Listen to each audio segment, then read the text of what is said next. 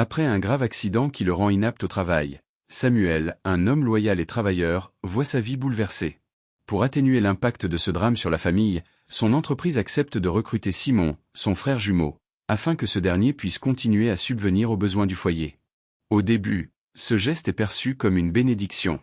Simon devient la nouvelle source de stabilité économique, et toute la famille le considère comme un héros. Mais derrière cette façade de solidarité, Simon nourrit une ambition et une jalousie longtemps dissimulées envers son frère. Profitant de la vulnérabilité de Samuel, immobilisé et dépendant, Simon commence à se rapprocher dangereusement de Mélanie, la femme de Samuel.